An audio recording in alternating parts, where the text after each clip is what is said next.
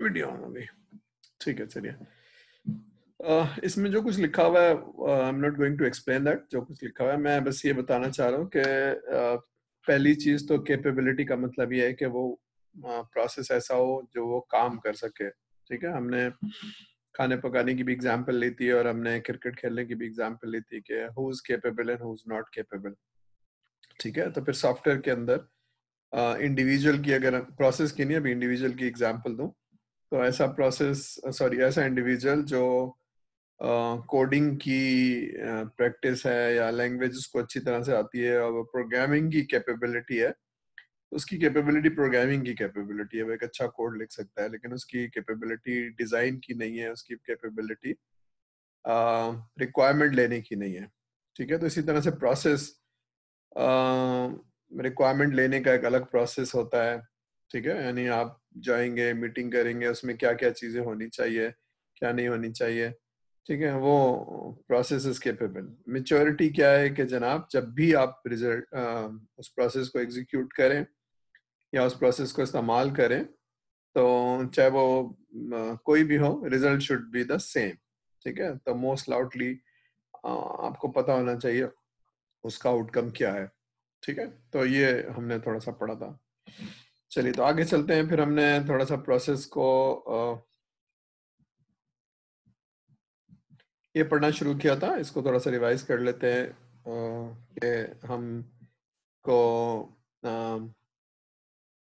अगर किसी ने कहा कि जी सॉफ्टवेयर बनाना है तो अच्छा बताइए रिक्वायरमेंट क्या है, तो बस काम शुरू हो गया। ठीक है, उसने बताया और कुछ एक्टिविटी की और रिजल्ट आ गया, कुछ एक्टिविटी की और रिजल्ट आ गया। ठीक है, उसने बताया और हमने सॉफ्टवेयर लिखना शुरू कर दिया। तो that is no maturity in the process. इसमें बहुत गलतियां हो सकती हैं, इसमें बहुत एरर हो सकते हैं बताने वाले को, कोडिंग करने वाले को। ठीक है ना, तो हम कहते हैं this is not a mature process. फिर हम कहते हैं कि नहीं जनाब, जब काम दिया जाए तो पूछो क्या काम है, उसको एस्टिमेट करो, उसमें देखो कितनी रिसोर्स चाहिए। That is planning part. ठीक है, तो that is actually a better process. फिर जो काम हो गया है उसमें देखो कहाँ गलती की थी, जो अच्छा किया था उसको रिपीट करो, जो अच्छा नहीं हुआ था उसको नहीं करो, तो देखो गलती कहाँ है। Probably that's a better process. काम करने से पहले प्लान करें और काम खत्म होने के बाद नोट करें कि कहाँ गलतियां हैं, तो इसका आपका प्रोसेस मिच्योर होगा। ठीक है ना, गलतियां आप नेक्स्ट टाइम नहीं करेंगे तो प्रॉब्ली मिच्योर प्रोसेस होगा। फिर हमने ये पढ़ लिया था कि फिर जब हमारे पास 3 प्रोजेक्ट 4 प्रोजेक्ट हो गए, जिसमें हमने देखा कि ऐसा करने से अच्छा प्रोजेक्ट होता है। ठीक है, तो हमने वो वाली प्रैक्टिसेस को अपना स्टैंडर्ड बना लिया। बात समझ में आ रही है कि हमने कुछ प्रोजेक्ट किए और उनमें देखा कि कौन से प्रोसेस जो हैं वो बेहतर होते हैं, उन गुड प्रैक्टिसेस को अपना स्टैंडर्ड बना दिया। ये लेवल 3 है। अब आप हर आदमी को लेवल 3 पे वो प्रोसेस एग्जीक्यूट करना है जो आपका एसओपी है या जो आपका स्टैंडर्ड है। ठीक है, तो स्टैंडर्ड एसओपीज को यूज करते हुए, यानी अगर उसका कोई प्रोसेस है कि जी मीटिंग का टाइम लेना है, उसमें बोर्ड यूज करना है, उसमें डायग्राम बनानी है, या उसमें फलाना वाला टेम्पलेट यूज करना है, तो you need to use it. उसमें कोई स्केप नहीं है, इससे बेहतरी आएगी, क्योंकि बाकी प्रोजेक्ट में बेहतरी आई थी, इससे बेहतरी आएगी। That is the maturity level. समझ रहे हैं ना, पहले वाले में बेहतरी नहीं थी, इसमें गलतियां कम हो रही हैं क्योंकि एक स्टैंडर्ड प्रोसेस है। तो मेच्योर प्रोसेस का मतलब है प्रोसेस में गलतियां कम हो रही हैं क्योंकि आपने उसके कैपेबिलिटी को इम्प्रूव कर दिया है। ठीक है, क्लियर है यहाँ तक? आगे चलते हैं। ठीक है, अब चौथे लेवल में क्या करेंगे, बिकॉज ऑफ दोज स्टैंडर्ड्स अब आप चीज़ों को फोरकास्ट करने शुरू कर जाएंगे। आपको पता होगा कि जनाब ये प्रोसेस और ये कैपेबिलिटी के बाद रिजल्ट कितना आएगा। ठीक है, आप उसको एस्टिमेट कर सकेंगे, सारा कुछ कर सकेंगे। तो दैट्स द फोर्थ लेवल। ठीक है, जैसे हमने कहा था कि एक सीनियर एक्सपीरियंस टीम है और प्रोसेस 10 साल से यूज कर रहे हैं, हम प्रिडिक्ट कर सकते हैं, फोरकास्ट कर सकते हैं उनका रिजल्ट अच्छा होगा। और अगर एक टीम है जो एक्सपीरियंस नहीं है, उनको बहुत ज्यादा चीजों का पता नहीं है और उनका प्रोसेस भी अभी शुरू हुआ है। ठीक है, यानी अभी दूसरा तीसरा प्रोजेक्ट करें, तो कोई फोरकास्ट नहीं की जा सकती। फ्लूक लग गया तो बहुत अच्छा हो जाएगा, नॉर्मली हम प्रिडिक्ट कर सकते हैं कि प्रोजेक्ट बहुत अच्छा नहीं होगा क्योंकि लर्निंग फेज में है। ठीक है, तो दैट इज प्रिडिक्टेबिलिटी। उसके बाद आखिरी में क्या है कि प्रोसेस को फाइन ट्यून करो। ठीक है, फाइन ट्यून का मतलब है जहां जहां प्रोसेस में गलतियां हैं, स्टैंडर्ड भी हो गया और उसकी रिजल्ट्स भी मॉनिटर हो गए। एक्चुअली रिजल्ट्स मॉनिटर हो रहे हैं, कहाँ कहाँ गलती हो रही है, कहाँ कहाँ गलती हो रही है। अब उसको इस गलतियों को इम्प्रूव करना है, उन गलतियों को इम्प्रूव करना है। तो ये 5वां लेवल पिक्चोरिटी का है कि सिस्टम बहुत जबरदस्त हो जाएगा आपका प्रोसेस। ठीक है, यहाँ तक बात समझ में आ गई। अब आगे हमने एक डायग्राम देखनी है। ये डायग्राम है तो ये नीचे से शुरू हो रही है, नीचे लेवल 1, लेवल 2, लेवल 3, लेवल 4। पिछले वाले डिस्कशन में कोई सवाल यहाँ तक कोई चीज नहीं समझ में आई, कोई चीज पूछना चाहे? अभी ये रिवीजन हो रहा था, जब हमने पढ़ा था उसका रिवीजन हो रहा था। यहाँ तक कोई सवाल? Anybody had? ठीक है, तो इसमें बात समझ में आ रही है? कोई मुश्किल तो नहीं पेश आ रही सर आप लोगों को? पहला लेवल, दूसरा लेवल, तीसरा लेवल, चौथा लेवल, 5वां लेवल नजर आ रहा है? 5वां लेवल तक क्लियर है सबको? Yes sir. ठीक है, अब जरा आगे चलते हैं।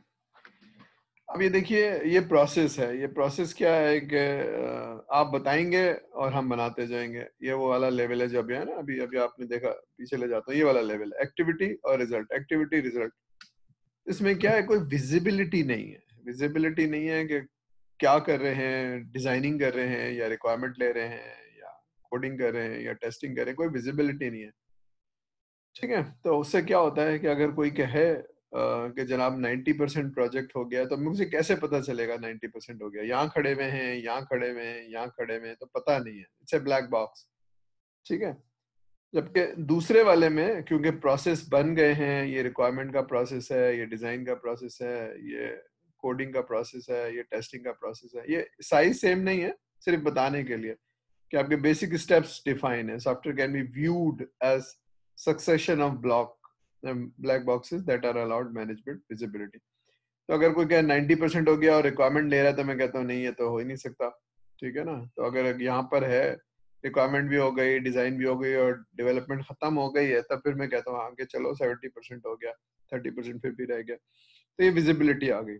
ठीक है, अब ये वाली चीज है कि जी हमने बेस्ट प्रैक्टिसेस को इनकलकेट कर दिया है और शामिल कर दिया है। अब हमने ज्यादा विजिबिलिटी आ रही है कि रिक्वायरमेंट में खाली रिक्वायरमेंट नहीं है। रिक्वायरमेंट में जो हमने पढ़ा था ना कि रिक्वायरमेंट में पहले आप इलिस्ट्रेशन करते हैं, फिर उसके बाद एनालिसिस करते हैं, फिर आप उसके साथ स्पेसिफिकेशन लिखते हैं, फिर उसके बाद आप वैलिडेशन करते हैं। तो ये और विजिबिलिटी आ गई। तो अगर मुझे देखना है प्रोजेक्ट को सॉफ्टवेयर में, तो वी हैव मोर विजिबिलिटी। अब इसमें मैं मेजर भी कर सकता हूँ कि भाई 3 मीटिंग हुई कि नहीं हुई। इसमें तो यहाँ कोई विजिबिलिटी है, यहाँ पर एक रिलेटिवली विजिबिलिटी है कि रिक्वायरमेंट वाले फेज में है। यहाँ तो बिल्कुल पता है ना कि रिक्वायरमेंट वाले के कौन से फेज में और कहाँ पर मौजूद है। तो we can always have the visibility. अब फिर हम चेक कर सकते हैं कि गलती कहाँ हुई, यहाँ गलती हुई, यहाँ गलती हुई, कहाँ गलती हुई। तो गलतियों को चेक हो सकता है, गलतियों को इम्प्रूव कर सकते हैं। तो इससे आपके प्रोसेस की मेच्योरिटी बढ़ रही है। बात समझ में आ रही है? यहाँ तक बात समझ में आ रही है भाई? Yes sir. चलिए, तो प्रोजेक्ट जब आप करते हैं तो प्रोसेस की विजिबिलिटी क्यों चाहिए? ठीक है, फॉर एग्जांपल अगर आप एक बिल्डिंग बना रहे हैं और आपको सिविल इंजीनियर हैं आप, और आपको बताया जा रहा है कि जी 50 मंजिला बिल्डिंग बनाने का एक प्रोजेक्ट है और 50% काम हो गया है, तो आप कैसे वेरीफाई कर सकते हैं? आप जाएंगे साइट पे, देख लेंगे, नजर आ रहा होगा 50% काम हुआ है कि नहीं हुआ है। ठीक है ना? तो इस तरह से आप प्रोजेक्ट को मॉनिटर कर सकते हैं, प्रोसेस सही है नहीं है। 50% नहीं हुआ तो क्यों नहीं हुआ? ठीक है, तो क्या मसला है, कोई इशू है, क्या चीज़ है? सॉफ्टवेयर के अंदर सॉफ्टवेयर बन रहा है जनाब, बन रहा है। अब कहाँ पहुंचे हैं, कहाँ नहीं पहुंचे हैं, अगर विजिबिलिटी नहीं है तो इसको मॉनिटर करना, कहाँ गलती हो रही है, ये बहुत मुश्किल है। लेकिन इस वाले लेवल 3 के अंदर देखिए विजिबिलिटी आ रही है। ठीक है ना? क्योंकि वो इनटेंजिबल प्रोजेक्ट है, बिल्डिंग तो खड़ी हो नहीं रही है, सॉफ्टवेयर बन रहा है। सॉफ्टवेयर किसी के कंप्यूटर में होगा जिसको आप देख नहीं सकते हैं, लेकिन प्रोसेस के अंदर किस स्टेज पे खड़े हुए हैं ये आप देख सकते हैं। तो इससे गलती नापी जा सकती है, मेजरमेंट आ सकती है। जो कहते हैं ना मेजरमेंट, तो मेजरमेंट हो सकती है कि गलती कहाँ हुई थी, किसने की थी, कहाँ रह गया था। तो दिस इज मोर। ठीक है, तो प्रोसेस है, टेम्पलेट्स हैं, टेम्पलेट क्यों नहीं यूज किया था, जब बता गया है कि जनाब ये वाला टेम्पलेट यूज करो, टेस्ट केस ये वाले यूज करो, तो यहाँ पर विजिबिलिटी आ रही है। तो इससे क्या होता है, इससे होता है कि टीम के तौर पे आप काम कर सकते हैं और आप स्टैंडर्डाइज, ठीक है ना। अब मेरे पास 10 प्रोग्रामर हैं और एक जूनियर है या एक जूनियर नहीं है, तो एक ऐसे सॉफ्टवेयर हाउस से काम करके आया जहाँ पर बहुत अच्छे प्रोसेस नहीं थे, लेकिन ज्यादातर लोग वो हैं जो प्रोसेस में काम करते हैं और बहुत अच्छा काम करते हैं। तो सारे लोगों को वो अडॉप्ट करना होगा, क्योंकि हमने अच्छे तरीके से काम करते हैं। तो जो अपनी स्टैंडर्डाइजेशन का मतलब है हर आदमी को वो सिस्टम फॉलो करना होगा और उसी तरह से करना होगा, ठीक है। ठीक है, तो उसके बाद फिर ये this is like measurement, controlled, करोगे नहीं करोगे, ठीक है। तो एक सर पे आपके ना जैसे पुलिसिंग होती है, तो जबरदस्त किस्म की पुलिसिंग हो रही होती है, ठीक है। ये क्यों नहीं हुआ, फॉर एग्जाम्पल एक बच्चा आया मेरे पास कि सर मैंने बहुत अच्छा कोड लिखा है, चल रहा है, एग्जीक्यूट हो रहा है, लेकिन क्यों ने पास नहीं किया, कह रहा है इसको सही करो।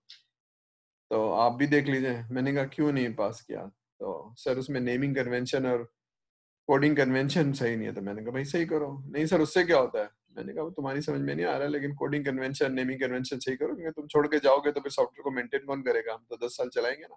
तो ये वाली चीजें तो पुलिसिंग होती है, यानी आपको हर चीज वो फॉलो करनी है जो उसके अंदर है, ठीक है। कोड सही चल रहा है, सारा कुछ है, दिस इज नॉट इनफ।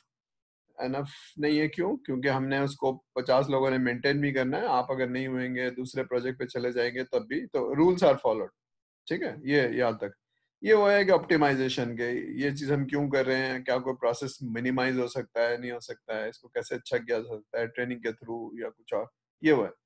तो 2 3 4 ये समझ में आ रहा है हमारे लोगों को, इसकी इसको रिलेट कर पा रहे हैं लार्ज टीम के साथ, बड़े सॉफ्टवेयर हाउस के साथ, या नहीं कर पा रहे, कर पा रहे हैं या नहीं कर पा रहे? यस सर, कर पा रहे हैं। अच्छा ठीक है, चलिए। तो इसमें कोई question, probably this was the last slide, ठीक है। तो इसमें कोई सवाल, कोई चीज, थोड़ा सा इमेजिन करिए you are part of the large teams. आप सिस्टम्स लिमिटेड में काम कर रहे हैं और 50 लोगों की टीम है, तो हर चीज विजिबल है, मैंने क्या काम करना है, दूसरा क्या काम करेगा, मुझे कब देगा। तो this is a better approach, या दिस इज अ बेटर, ये बेटर अप्रोच, अप्रोच वही है, लेकिन यहाँ पर पुलिसिंग होती है। असल में एससीपीजी के लोग होते हैं, सारे लोग होते हैं, देख रहे होते हैं ना हर महीने, ये क्यों नहीं किया था, ये क्यों किया था। क्वालिटी श्योरेंस एक्चुअली होती है हर जगह पे ना, अगर आप नहीं कर रहे हैं तो आपकी रिपोर्ट होगी, अब आपको सीधा किया जाएगा, ठीक है। तो you need to follow the rules. ये वैसे ही है कि पहले हमने कानून बना दिया कि रेड लाइट पे रुकना है, ठीक है। यहाँ पर पुलिस खड़ी हुई है, अगर आप नहीं रुकेंगे तो आपका चालान हो जाएगा। तो यहाँ पर भी ऐसे ही है कि रूल्स फॉलो करने, रूल्स फॉलो करने, क्योंकि किसी वजह से आपकी समझ में नहीं आ रहा है, अब अभी आप जूनियर हैं, अभी आपको पता नहीं है, लेकिन बालक जो लोग सीनियर हैं 15 साल 20 साल, उनको मालूम है कि प्रोसेस को फॉलो करने का क्या मकसद है, तो सिग्नल पे क्यों रुकना है, ठीक है। तो सिग्नल पे रुकना जरूरी है, तो रूल्स को फॉलो करना जरूरी है, ठीक है। तो यहाँ तक अगर बात समझ में आ गई तो हम नेक्स्ट लेक्चर पे जाते हैं। यहाँ चीज खत्म कर दी और हम इसको, ठीक है, इसको खत्म कर दिया जाए और नेक्स्ट लेक्चर पे चला जाए।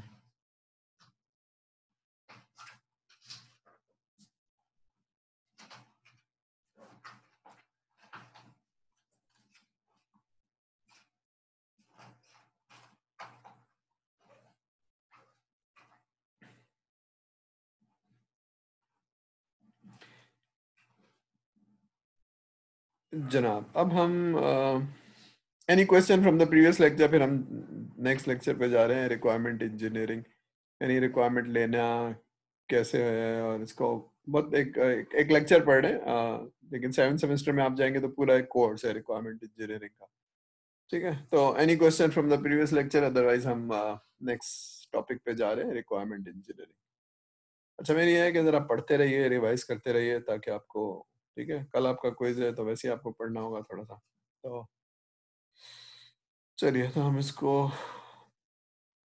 ठीक है। तो रिक्वायरमेंट इंजीनियरिंग नाम से जाहिर है कि रिक्वायरमेंट लेनी कैसे है। तो पहले आज से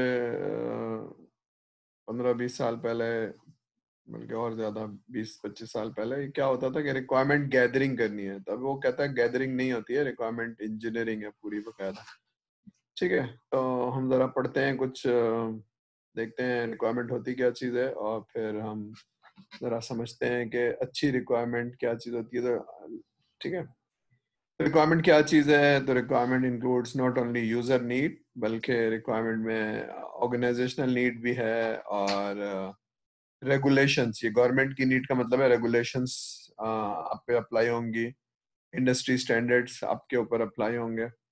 मसलन अगर आप एक बैंक हैं तो सॉफ्टवेयर में अगर स्टेट बैंक ने कुछ रूल्स लगाए हैं तो वो आप पे अप्लाई होंगे।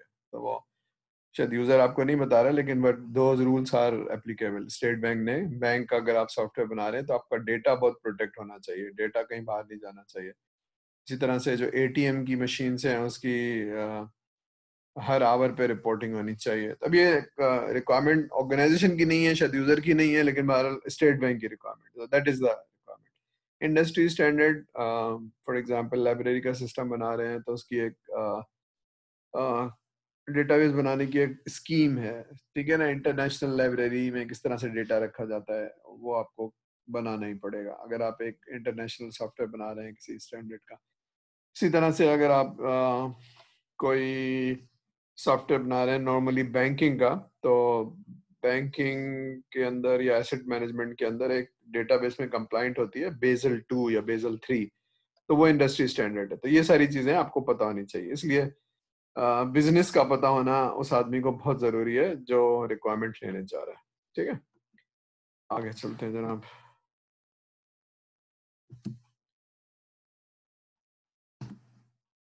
ठीक है, पढ़ लीजिए, फिर मैं समझाता हूँ इसका क्या मतलब है।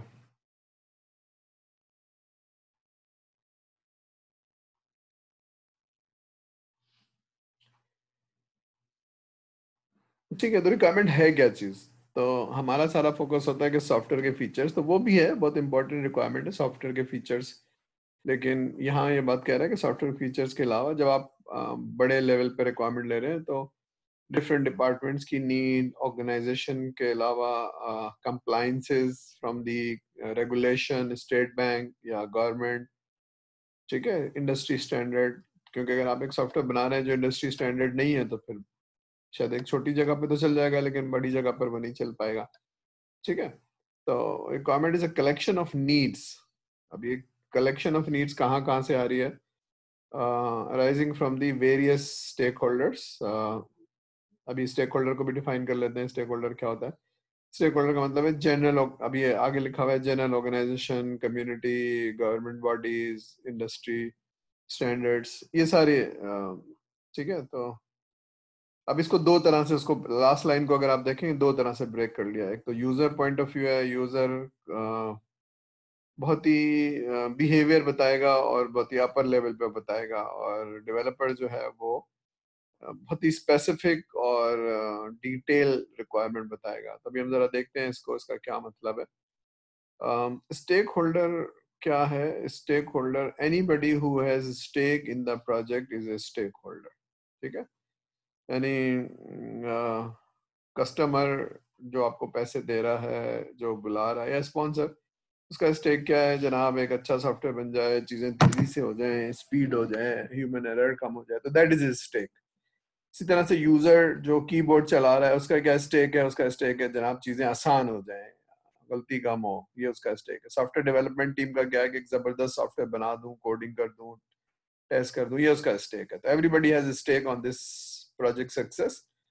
ये सारे लोग स्टेक होल्डर कहलाते हैं, जो जिन जिनका अपना अपना रोल है, अलग अलग रोल है। स्पॉन्सर का अलग रोल है, यूजर का अलग रोल है, और डेवलपमेंट टीम का अलग रोल है, बीए का अलग रोल है। तो ये सारे रोल मिला के एक टीम बनती है, तो they are all stakeholders. ठीक है, यहाँ तक बात क्लियर है? रिक्वायरमेंट क्या चीज होती है? रिक्वायरमेंट इज ए कॉम्बिनेशन या कलेक्शन ऑफ नीड्स, और फिर इसमें दो चीजों में हमने डिवाइड कर दिया, एक यूजर है और एक डेवलपर है। तो यूजर नॉर्मली बिजनेस का आदमी होगा और डेवलपर एक नॉर्मली टेक्नोलॉजी का आदमी होगा। ठीक है, तो यहीं से डिफाइन हो गया कि एक आदमी बिजनेस की जुबान समझता है, बोलता है, बिजनेस को समझता है, दूसरा आदमी टेक्नोलॉजी को समझता है। तो ये दोनों जुबान एक नहीं बोलते हैं, अब ये कैसे आपस में बात करेंगे, कैसे नीड को समझेंगे? ठीक है, तो ये सारे चैलेंजेस हैं और सॉफ्टवेयर बनाना है जबरदस्त। ठीक है, the more views on requirement. अब ये एक्सपर्ट्स हैं जिन्होंने रिक्वायरमेंट को बहुत अच्छी तरह से, कार्ल वीगर्स जो है वो एक पूरी किताब उन्होंने रिक्वायरमेंट पे लिखी है, और is an expert business analyst. ठीक है ना, तो ये क्या कहते हैं? Requirement is a property that a product must have to provide value to the stakeholder. इसका क्या मतलब है? इसका मतलब है कि आपने अगर कोई सॉफ्टवेयर बनाया है तो उसमें वो प्रॉपर्टीज होनी चाहिए जो कस्टमर मस्ट हैव, जिससे कस्टमर को कोई बेनिफिट मिले। वैल्यू का मतलब है कोई फायदा हो, ठीक है ना। फायदा तभी होगा जब वो उसकी नीड पूरी होगी। नीड पूरी होगी मतलब वो कहता है कि जनाब मुझे एक फॉर एग्जांपल आजकल बड़ी बड़ी वीडियोस बनती हैं, लोग और इधर से उधर भेज रहे होते हैं। मैं खुद जिस तरह अभी ये लेक्चर दे रहा हूँ, तो that is a smaller video जो अपलोड हो जाएगी, लेकिन नॉर्मली बड़ी वीडियोस होती हैं। जब मैं पूरे दिन का लेक्चर लेता हूँ तो दे आर लार्जर वीडियोस और मुझे भेजनी होती है अपने स्टूडेंट्स को। तो स्मॉल यूटिलिटी जो कि मेरी बड़ी बड़ी वीडियोस को मेरे स्टूडेंट्स तक भेज पाती है, भेज पाएगी मेरे लैपटॉप से उनके पास, तो that is a value, that is a benefit, ठीक है ना। माई ट्रांसफर या जो भी ट्रांसफर वाली फाइल है, तो वैल्यू का क्या मतलब? फायदा। मेरी नीड है, मेरी नीड पूरी हो जाएगी तो I will have the value, ठीक है। तो वो प्रॉपर्टी होनी चाहिए सॉफ्टवेयर के अंदर वो, ठीक है। तो इसी तरह से अगर बड़ा सॉफ्टवेयर है तो जनाब ये वाली रिपोर्ट, ये वाली रिपोर्ट, ये वाली रिपोर्ट आनी चाहिए। तो उसमें डेटा इन होगा, रिपोर्ट होंगी, सारी चीजें होंगी, डैशबोर्ड होगा। तो अगर टॉप मैनेजमेंट वो वैल्यू देख पाएगी, डैशबोर्ड देख पाएगी, तो उसको पता चलेगा मेरा बिजनेस कैसे चल रहा है, कितना चल रहा है और कहाँ कहाँ चल रहा है, ठीक है। तो दैट्स अ वैल्यू, ठीक है। अब रिक्वायरमेंट को तीन तरह से बताने की कोशिश की है: स्पेसिफिकेशन, बिहेवियर, कंस्ट्रेंट्स। जरा पढ़िए।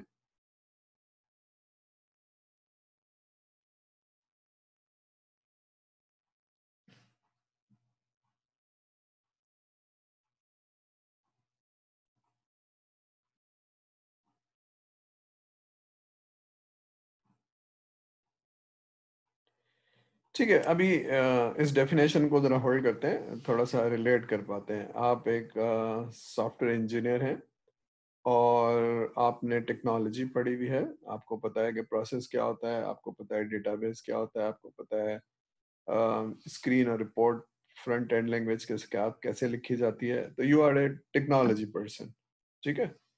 अगर कोई बता दे क्या बनाना है, स्क्रीन कैसे बनाना है, फील्ड कहाँ लगानी है, अब कोई बता दे, अब ये कोई बता दे का मतलब है कोई डिजाइन करके दे दे यूआईटी और कोई डिजाइन कर दे सारी चीजें, तो मैं बहुत जबरदस्त कोडिंग कर दूंगा।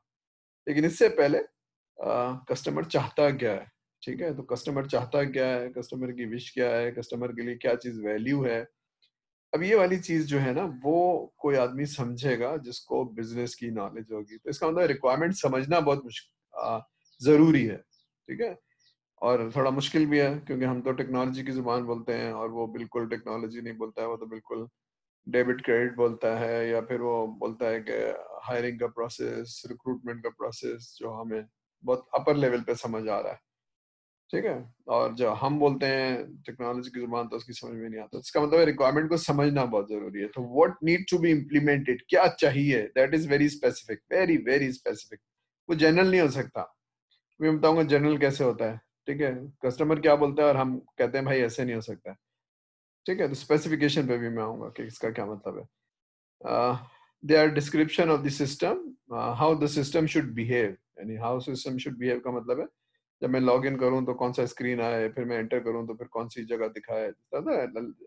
आपका वो है LMS है। अगर आप लॉग इन करते हैं तो फिर आपको ये चीज दिखती है, तो ये चीज दिखनी चाहिए और आपको अपना रिजल्ट दिखना चाहिए। अब आपको आपको ये फलानी चीज दिखनी चाहिए, दैट्स अ बिहेवियर। अगर वो उस तरह से बिहेव नहीं कर रहा है तो वो एरर है, ठीक है ना। जिस तरह आप चाहते हैं उस तरह से बिहेव नहीं कर रहा है सिस्टम, तो दैट्स एन एरर। किस तरह से बिहेव करना चाहिए वो स्पेसिफिकेशन है। They may be constraints to develop the process of the system, ठीक है। तो देयर मे बी कंस्ट्रेंट, कोई चीज ऐसी नहीं होती कि बस जो चाहे करो। तो सिस्टम को डेवलप करने के लिए कोई कंस्ट्रेंट हो सकते हैं, कोई जहन में आती है ऐसी चीज कि ये कंस्ट्रेंट हो सकता है। कंस्ट्रेंट का मतलब लिमिटेशन। तो ऐसी कोई चीज है जो आप रिक्वायरमेंट ले रहे हैं तो आपको पता हो कि जनाब ये नहीं हो सकता और ये हो सकता है। कोई ऐसी चीज कभी सोचा आपने? आप तो ये बोलते हैं ना बताओ क्या बनाना है, ठीक है, लेकिन रिक्वायरमेंट लेते वक्त आपको दो तीन चीजें पता होनी चाहिए। कंस्ट्रेंट पता होना चाहिए, असम्पशंस होने चाहिए, और सक्सेस क्राइटेरिया। अभी हम उसमें नहीं जा रहे क्योंकि रिक्वायरमेंट इंजीनियरिंग का कोर्स नहीं, लेकिन बहरहाल कंस्ट्रेंट क्या चीज होती है जिसको आपको पहले से पता होना चाहिए। ऐसी चीज कोई जहन में आ रही है कि अगर आप सॉफ्टवेयर बनाने जाएंगे तो क्या आप पूछेंगे उससे? Anything that comes to your mind, किसी के जहन में आ रही है? कंस्ट्रेंट, रिक्वायरमेंट के साथ कंस्ट्रेंट भी पूछना है और रिक्वायरमेंट के साथ सक्सेस क्राइटेरिया। आप कब कहेंगे सिस्टम बहुत अच्छा है? तो that is a success criteria. पूछना चाहिए ना उसको, कब कहेंगे जबरदस्त सिस्टम है। तो वही मैं करके लाऊंगा, वही मैं बना के लाऊंगा। तो what are the constraints? Anybody, किसी के ध्यान में आ रही है बात?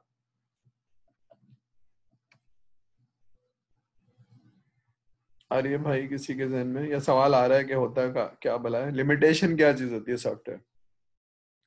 चलिए इसको सोचना शुरू करिए, थोड़ा सा सर जवाब देते हैं ताकि आपको इन्वॉल्व रहे, आपको समझ में आए। अच्छा, रिक्वायरमेंट तो दे रहा है वो, आपको स्पेसिफिकेशन भी बता रहा है, लेकिन आपको मालूम होना चाहिए कि आप क्या कर सकते हैं और क्या नहीं कर सकते हैं। मसलन मसलन एक सॉफ्टवेयर आप बना रहे हैं और आप क्योंकि ग्रेजुएट हैं डीएचएस उफा से और आपको अंग्रेजी भी आती है और आपने कंप्यूटर भी बहुत 4-5 साल यूज किया है, तो आपकी नॉलेज, आपकी एक्सपेक्टेशन बिल्कुल डिफरेंट है। आप कुछ चीजें सोच ही नहीं रहे हैं कि सॉफ्टवेयर जो बना रहा हूँ वो मैट्रिक पास लोगों के लिए बना रहा हूँ और उन्होंने कभी माउस नहीं यूज किया है, उन्होंने कभी कीबोर्ड यूज नहीं किया है। तो अब सॉफ्टवेयर स्पेसिफिकेशन के अलावा और क्या चीज पता होनी चाहिए आपको? What is the constraint? बात समझ में आ रही है? जो यूज करने वाले हैं, लोगों की बैकग्राउंड, लोगों का इंग्लिश, लोगों की कंप्यूटर की नॉलेज क्यों पता होनी चाहिए, या होनी चाहिए या नहीं होनी चाहिए? पता होनी चाहिए भाई। एनीबॉडी? क्यों होनी चाहिए?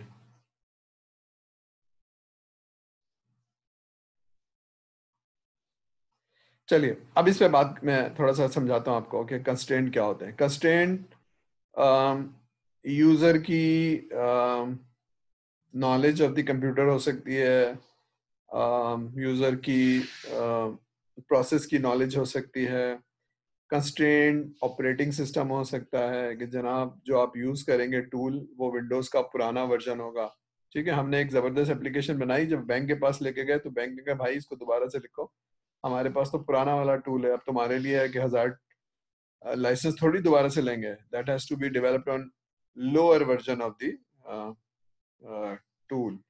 तो दैट वाज द कंस्ट्रेंट जो हमने रियलाइज ही नहीं किया था कि भाई ये तो हमने तो लेटेस्ट टूल बना के बैंक के पास ले गए थे, बैंक ने कहा भाई लाइसेंस हमारे पास पुराना वाला है, आप इसको रीराइट करिए, पुराने वर्जन में लिखिए। तो ऑपरेटिंग सिस्टम कंस्ट्रेंट हो सकता है, डेटाबेस कंस्ट्रेंट हो सकता है कि आप एसक्यूएल में बना रहे हैं, उसके पास ओरेकल का डेटा है, या आप उसके पास या वैसा वर्सा या ओपन सोर्स है।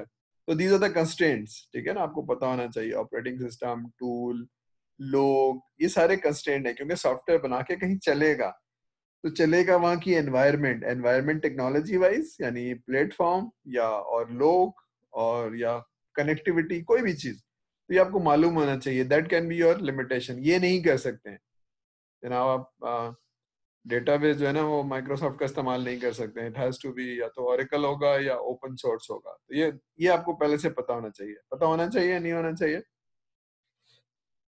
पता होना चाहिए, वरना सारी मेहनत जो है जाया जाएगी। दूसरी बात, हाँ मैं एग्जांपल देता हूँ कि हमने एक जबरदस्त सॉफ्टवेयर बनाया है किसका,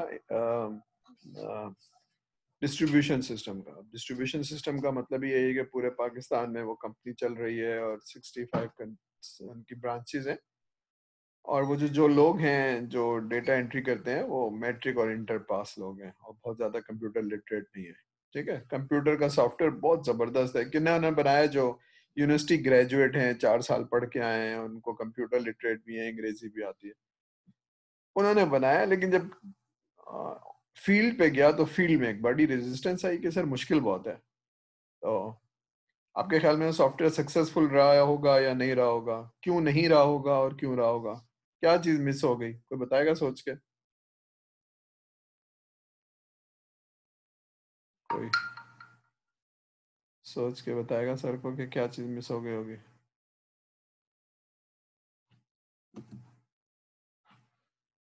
बात समझ में आ रही है? कंस्ट्रेंट, ठीक है। चलिए हम आगे चलते हैं प्रॉब्ली, ठीक है। तो बताने का मकसद ये था कि रिक्वायरमेंट में स्पेसिफिकेशन भी पूछनी है और कंस्ट्रेंट्स भी पूछने हैं। और अच्छा ये है क्योंकि आप लोगों ने अभी नहीं पढ़ी है रिक्वायरमेंट, इसलिए अब जो लोग बिजनेस एनालिस्ट के रोल में जाना चाहते हैं रिक्वायरमेंट, तो उनके लिए ज़्यादा रेलिवेंट है। लेकिन जो प्रोग्रामिंग करना चाहते हैं या टेस्ट इंजीनियर बनना चाहते हैं उनके लिए ये बहुत रेलिवेंट नहीं है। लेकिन बहरहाल समझने की ज़रूरत है कि जो भी सॉफ्टवेयर बना रहा है उसमें आपको requirement is a very important in critical phase. ठीक है, आगे चलते हैं।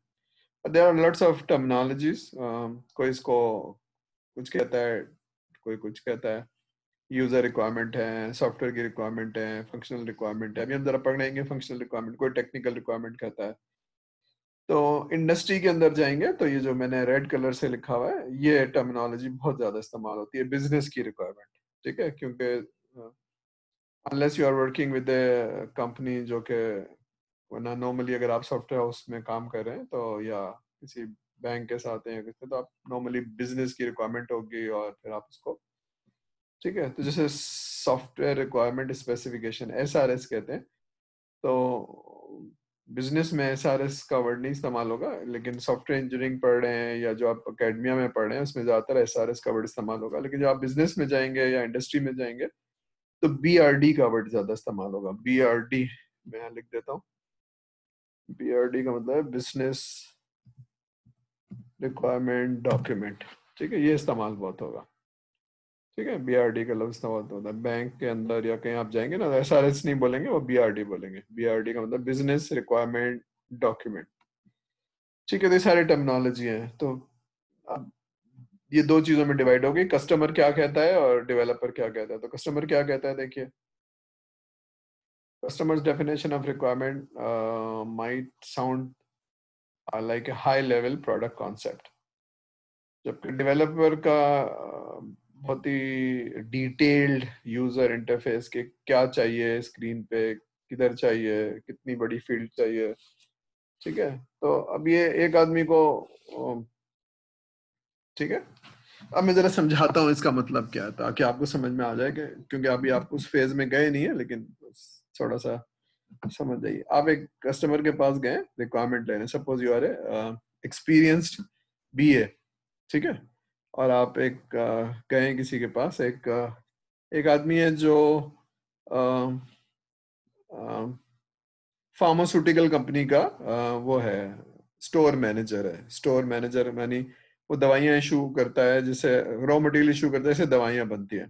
ठीक है, तो वो दवाइयां, रॉ मटेरियल खरीदता होगा, दवाइयों का रखता होगा, परचेज होती होगी। ठीक है, अब उसको दवाइयों का इन्वेंट्री मैनेजमेंट सिस्टम बनवाना है आपसे।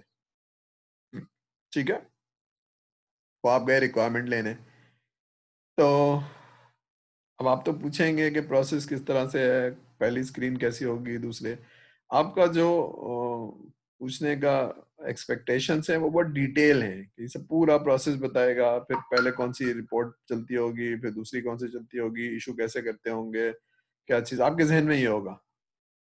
कस्टमर क्या कहेगा, कस्टमर कहेगा कि जनाब हम हर 15 दिन बाद परचेज ऑर्डर भेजते हैं, जो हमारे पास डिमांड आती है, और डिमांड के बाद फिर हम उसको, जो चीज रिसीव होती है हमारे पास जब आती है रॉ मटेरियल, तो हम उसको इंटर कर लेते हैं। और जब कोई कस्टमर हमारा जो फ्लोर पे, अभी वो टर्मिनोलॉजी बोल रहा है जो आपको समझ में नहीं आ रही, फ्लोर के ऊपर, फ्लोर का मतलब है प्रोडक्शन के अंदर, फ्लोर के ऊपर जो चीजें चाहिए होती हैं वो बता देते हैं हमें डेली बेसिस पे, हम इनको इशू करते जाते हैं। ठीक है, वो जो चीज नहीं इस्तेमाल होती है वो वापस आ जाती है, और इस तरह से होता है बस। अब ये बहुत ही हाई लेवल पे बताएगा फिर, और क्योंकि ये 15 साल से यही काम करता है, तो उसको सारी चीजें पता है, और ये जहन में सोच रहा है कि इनको भी पता है। अब ये तो पता नहीं है ना इनको इन्वेंट्री मैनेजमेंट क्या होती है, तो ये बहुत ही अपर लेवल पे बताएगा। जिसको पता है वो बहुत ही अपर लेवल पे बताएगा और एक्सपेक्ट करेगा कि आपको सब पता होती है, क्योंकि आप सॉफ्टवेयर बनाने हैं।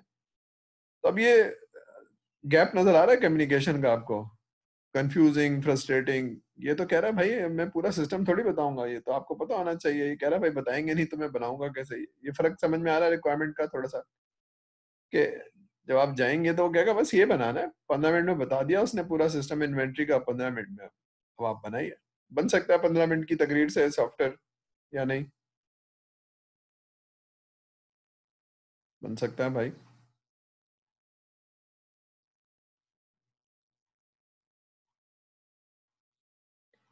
जी, कोई हमारे लोग बनाएंगे सॉफ्टवेयर इतनी सी देर में, या नहीं बन पाएगा। तो ये एक चैलेंज है, ठीक है ना। तो रिक्वायरमेंट के अंदर ये बहुत सीरियस चैलेंज है कि कस्टमर बहुत ही अपर लेवल की रिक्वायरमेंट बताएगा, जबकि आपको बहुत ही डिटेल रिक्वायरमेंट चाहिए, क्योंकि आपकी नॉलेज बहुत लिमिटेड है। कस्टमर बहुत सालों से यही काम कर रहा है, और जब को पता नहीं चलेगा, और जितनी पता होगी उतनी बनाने सुनने के बाद अगर आप रिक्वायरमेंट लेके डेवलप कर लेंगे, तो जिस वक्त आप सॉफ्टवेयर बनाएंगे, कस्टमर फिर वो नाराज होगा, चीखे मारेगा कि भाई ये क्या बनाया, आपने समझा नहीं है। तो समझा इसलिए नहीं है कि आपने बताया नहीं था, और आपने पूछा भी नहीं था। तो इसका मतलब है कि एक स्पेशल अटेंशन इज रिक्वायर्ड, कि कस्टमर, हमें पहले से मालूम होना चाहिए कि कस्टमर इतना वक्त नहीं दे पाएगा तो हम उससे वक्त मांगे, इतनी अटेंशन नहीं दे पाएगा तो उससे अटेंशन मांगे, इतनी डिटेल नहीं दे पाएगा तो उससे डिटेल मांगे। अब ये जाने से पहले हमें मालूम होना चाहिए। तो that is called process maturity. और क्या, किस तरह से मांगना चाहिए, क्या सवालात करने चाहिए, ये अब बिजनेस एनालिस्ट को सीख लेना चाहिए जाने से पहले। ठीक है, और जो डेवलपर है या डिजाइनर है वो शायद नहीं कर पाएगा, तो इसलिए there has to be a different team, different skill set. ठीक है, तो प्रोसेस और स्किल सेट यहाँ पर बात हो गई। ठीक है, आगे चलते हैं। कोई क्वेश्चन, एनी क्वेश्चन सो फार? कोई सवाल तो नहीं है भाई? ठीक है, बात समझ में आ रही है कि इट्स वेरी इंपॉर्टेंट, और इसमें गलती हो सकती है अगर आपने फोकस नहीं किया, और अगर आप डिटेल पे जमे नहीं रहे, और आपने वो सवालात नहीं किए जो आपको पूछने चाहिए थे, तो इसका मतलब special skill is required, special training is required. ठीक है, आगे चलते हैं। अब कम्युनिकेशन का गैप नजर आ गया। क्यों नजर आ गया? एक तो दो लेवल पे नजर आ गया। एक तो जो बताने वाला है वो कहेगा भाई मैं सारे दिन आपको ये थोड़ी बताऊंगा, मेरे पास इतना वक्त नहीं है, बस आपको बता तो दिया है सारे दिन। तो उसके अवेलेबल नहीं होगा, टाइम नहीं होगा, फोकस नहीं करेगा। दूसरी बात ये कि जो आदमी 15 साल से 20 साल से एक ही काम कर रहा है, तो उसकी नॉलेज, उसकी अंडरस्टैंडिंग सिस्टम की इतनी अच्छी होगी, और अभी तो आप 15 मिनट पहले इस ऑर्गेनाइजेशन में दाखिल हुए हैं, तो आपकी नॉलेज कैसे होगी? तो दोनों एक तरह से बात नहीं कर सकते, और एक तरह से अंडरस्टैंड नहीं कर सकते, एक तरह से कम्युनिकेट नहीं कर सकते। ठीक है ना? ऐसे ही जैसे आप किसी इलाके में 15 साल से रहते हैं, और एक आदमी 15 मिनट पहले आया, तो आप उसको समझा रहे हैं यहाँ जाओगे तो ये होगा, तो ऐसे होगा, तो ये चीज होगी। तो अब आप तो क्योंकि इतने सालों से रह रहे हैं, आपको सब पता है, लेकिन उस आदमी को, बेचारे को नहीं पता है। ठीक है, तो there has to be a communication gap. तो अगर रिक्वायरमेंट समझेंगी नहीं, तो बनाएंगे कैसे? जब बनाएंगे तो उसमें एरर आएगा। ये बात समझ में आ रही है? कम्युनिकेशन अगर वीक है और उसमें अंडरस्टैंडिंग वीक है, मैं अगर आपको पढ़ा रहा हूँ और मेरी कम्युनिकेशन समझ ही नहीं आ रही है, तो फिर जो कुछ सर पढ़ा रहे हैं वो 50% समझ में आएगा, 40% समझ में आएगा। लेकिन अगर सही तरह से कम्युनिकेट हो रहा है एग्जाम्पल्स के साथ, प्रेजेंटेशन के साथ, तो समझ में आएगा। इसी तरह से रिक्वायरमेंट भी है। यहाँ तक बात समझ में आ रही है? अच्छा, यस सर। ठीक है। तो इसका अभी तक की जो समरी वो ये है कि रिक्वायरमेंट का एरिया या नॉलेज हमसे मुख्तलिफ है, जो हमने पढ़ा नहीं है, हमारा बैकग्राउंड नहीं है, तो ये एक चैलेंज आएगा। दूसरा चैलेंज ये आएगा कि कस्टमर का जो बिहेवियर है, इट्स वेरी नॉर्मल। ये आपके साथ नहीं है, बल्कि सबके साथ ही ऐसे ही है कि इट्स वेरी नॉर्मल बिहेवियर, कि वो बहुत ही डिटेल नहीं बताएगा, और एज्यूम करेगा कि आपको सब पता है।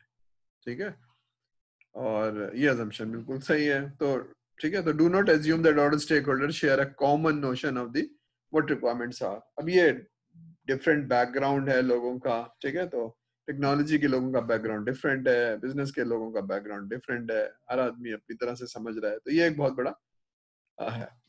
अब इसको स्टैब्लिश करना है कि डेफिनेशन क्या है, स्पेसिफिक रोल क्या है, आप क्या करेंगे, मैं क्या करूंगा। तो ये प्रोसेस वाली बात है, जो कि अभी आपने पढ़ा था कि जी प्रोसेस मैच्योर होना चाहिए। तो अब ये रिक्वायरमेंट वाले प्रोसेस की बात हो रही है।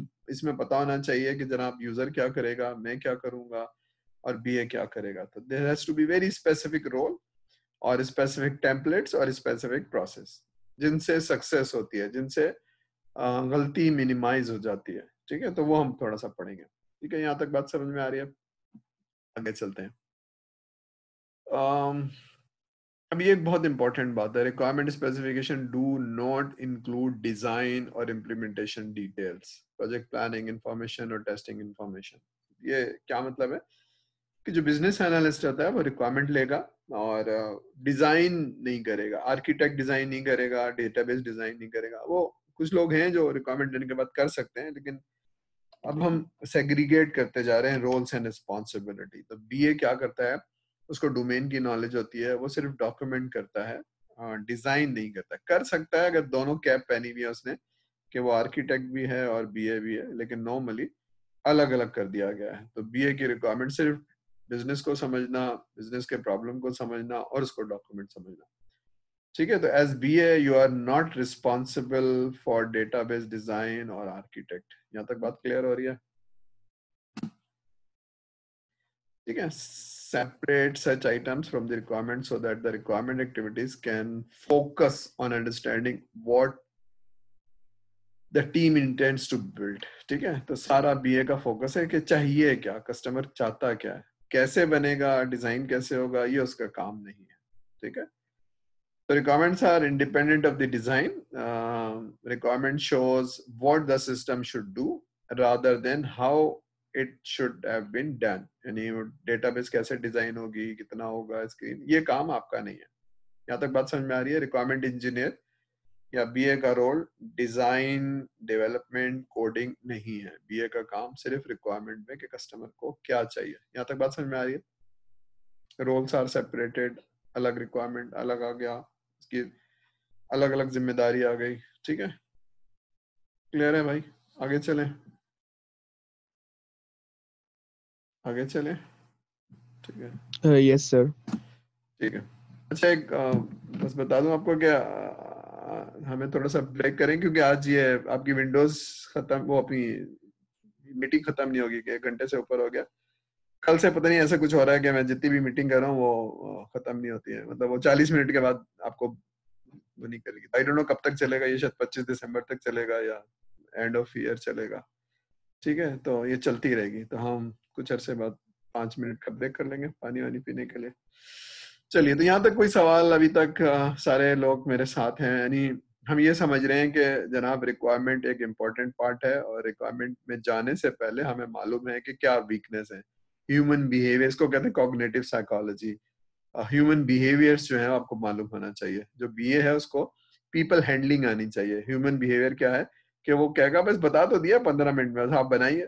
तो जाने से पहले उसको पता होना चाहिए कि इस बिहेवियर को कैसे कंट्रोल करना है, कैसे उसको बिठाना है और कहना है कि आप मुझे रिक्वायरमेंट देंगे। तो हमें ट्रेनिंग ये होती है कि हम जाने से पहले किक ऑफ मीटिंग करते हैं और हम कहते हैं कि जनाब इस प्रोजेक्ट पे इम्पोर्टेंट है कि नहीं है। वो कहते हैं बहुत इंपॉर्टेंट है, आपको 2 करोड़ रुपए दे किस लिए रहे हैं और एक साल दे किस लिए रहे हैं। तो हम कहते हैं अगर इम्पोर्टेंट है तो आपको ये समझना होगा कि आपकी availability for this project about 25% बहुत जरूरी है। यानी अगर आप रोजाना 8 घंटे देते हैं तो उसमें से 25% टाइम आप इस प्रोजेक्ट को देंगे। अगर आप नहीं देंगे तो हमको पता नहीं चलेगा आप क्या करना चाहते हैं और उसकी टेस्टिंग नहीं हो पाएगी, उसकी रिक्वायरमेंट। तो आपके लिए बहुत मैंडेटरी है इस प्रोजेक्ट की सक्सेस के लिए कि इस टीम का पार्ट बने। तो वो कहेगा भाई मैं तो बैंक हूँ, बैंक कौन चलाएगा? तो मैं कहता हूँ भाई ये तो आपको सोचना चाहिए, बैंक भी चलाएं और सॉफ्टवेयर को प्रोजेक्ट कर सकते। तो मैंडेटरी क्या है कि जनाब आपका 20% 25% काम, कुछ लोगों का कम चाहिए, कुछ लोगों का ज्यादा चाहिए। ठीक है, जो रिक्वायरमेंट देने वाले हैं उनके साथ घंटों बैठना होगा, लेकिन जो, ठीक है, तो बात समझ में आ रही है कि ये इसको जाने से पहले ये प्रोसेस है जिसको आपको समझना होगा। Who are the stakeholders? अब जरा पढ़ लीजिए, who are the stakeholders.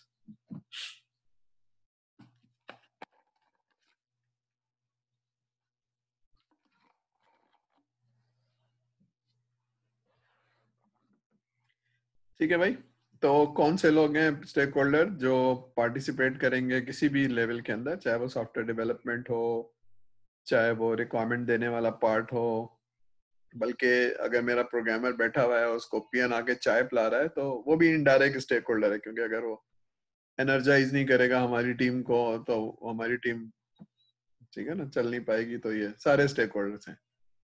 ठीक है, तो स्टेक होल्डर कौन है? प्रोडक्ट मैनेजर, डिफरेंट यूजर्स और आपकी डेवलपमेंट टीम, ये सारे लोग स्टेक होल्डर्स हैं। ठीक है, requirement engineer and stakeholder पढ़ लीजिए।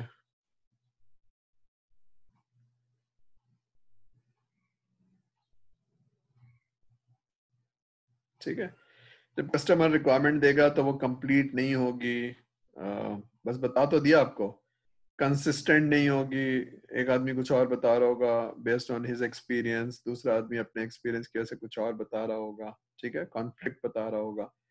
अब ये रिक्वायरमेंट इंजीनियर या बीए का काम है कि उसको हाई क्वालिटी रिक्वायरमेंट, हम देखेंगे हाई क्वालिटी रिक्वायरमेंट्स क्या चीज होती है और उसको कंप्लीट कैसे करेंगे, कंसिस्टेंट कैसे करेंगे, ठीक है। तो कंप्लीट रिक्वायरमेंट की एक डेफिनेशन है, वो भी मैं बताऊंगा, ठीक है। और हाई क्वालिटी की रिक्वायरमेंट में तो यहाँ सिर्फ ये समझने की जरूरत है कि आपकी रिक्वायरमेंट एक बहुत इंपॉर्टेंट बात है। अगर आपको समझ में आ जाए कि कस्टमर चाहता क्या है, उसकी डिटेल समझ में आ जाए, स्क्रीन की, रिपोर्ट की, ठीक है, तो आप उतना अच्छा सॉफ्टवेयर बना पाएंगे। अच्छा, आपकी साइकोलॉजी क्या है यार, बस बताओ बनाना क्या है। अच्छा, आपसे मुराद मतलब जो टेक्नोलॉजी के लोग हैं वो बिजनेस पे ज्यादा फोकस करना ही नहीं चाहते हैं, वो उसको समझना ही नहीं चाहते हैं। अब ये आप समझना नहीं चाहते हैं और तो बगैर समझे सॉफ्टवेयर बनेगा कैसे? तो देर आर डिफरेंट चैलेंजेस, ठीक है, सॉफ्टवेयर डेवलपमेंट में।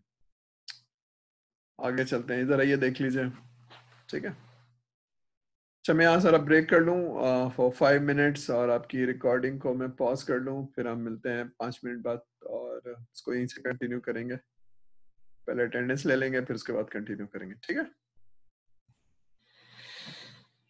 ठीक है, तो स्टेक होल्डर हम समझ में आ रहा है कि वो तमाम लोग जो इस टीम का पार्ट होंगे। कौन सी टीम का? प्रोजेक्ट टीम का। तो प्रोजेक्ट टीम में बिजनेस एनालिस्ट, ये टेक्निकल टीम है normally, business analyst, project manager, testing team, SMEs, subject matter expert, ये बहुत टर्मिनोलॉजी इस्तेमाल होगी, इम्प्लीमेंटेशन एसएमईज, ये टेक्निकल टीम है, आर्किटेक्ट, डेवलपर्स, चेंज एजेंट्स, ये आपकी एक्सटर्नल टीम है, regulator, sponsor, supplier, customer, and user.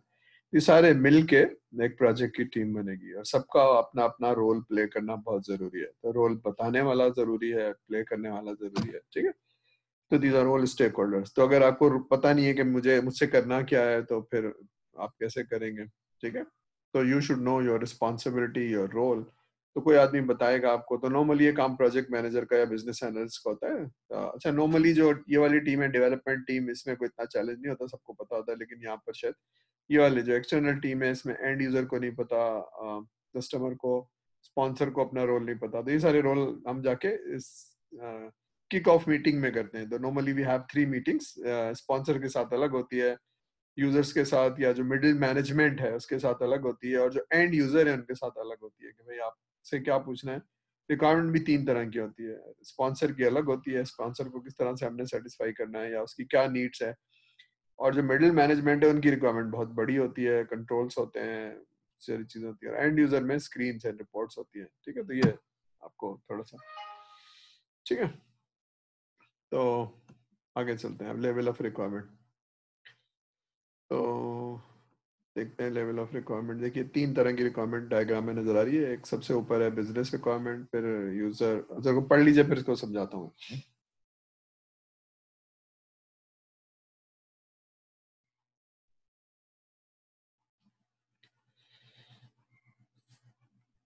ठीक है, अब ये फंक्शनल, अच्छा ये फंक्शनल नॉन फंक्शनल रिक्वायरमेंट को मैं चेंज कर दूँ नाम,